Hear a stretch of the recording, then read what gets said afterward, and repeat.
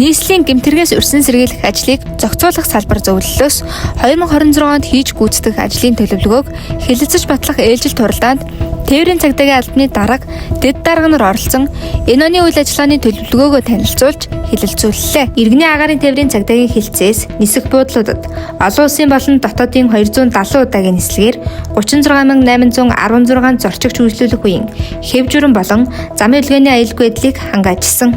Өнгөрөгч 7 хоногийн хугацаанд олон улсын нисэх онгоцны буудал түүний ойр орчимд замын үлгээний аюулгүй байдлын холбоотой хууль тогтоомж зөрчсөн 421 зөрчилд хариуцлага тооцсон ажиллалаа. Зам тээврийн осол хэрэгээс өртсөн сэргийлэх, замын үлгээний аюулгүй байдлыг хангуулах, тээврийн хэрэгслийн улсын дугаарын зөрчил дутагдлыг арилгуулах чиглэлээр улсын хэмжээнд тээврийн хэрэгслийн улсын бүртгэлийн дугаар арга хэмжээг зохион байгууллаа.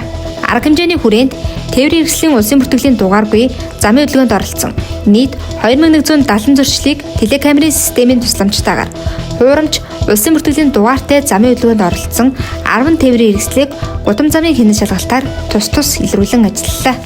Тус албаны орон нутгийн замын хяналтын хэлцээс алба хаагчдын дунд эерэг уур амьсгал бүрдүүлэх, чөлөөт цагийг зөв боловсон өнгөрүүлэх, хөдөлгөөний дутагдлаас өрсөн сэргийлэх зорилгоор сагсан бөмбөгийн авраг шалгаруулах тэмцээнийг 42 алба хаагчдын дунд зохион байгууллаа. Зам тээврийн хяналт төлөвлөлт зохион байгуулалтын хэлтсийн дарга цагдаагийн урандаа очир бат орон нутгийн замын цагдаагийн хэлтсийн 41 алба хаагчдад Монгол улсад замын хөдөлгөөний үүсэл хөгжил, замын хөдөлгөөний дүрмийн хэрэгжилтэд тулгамдж буй асуудлын талаар сургалт зохион байгуулж нээлттэй ярилцлага өрнүүллээ. Улсын хэмжээнд уусан бол бүүж болоод нэгдсэн хянан шалгалтыг зохион байгууллаа.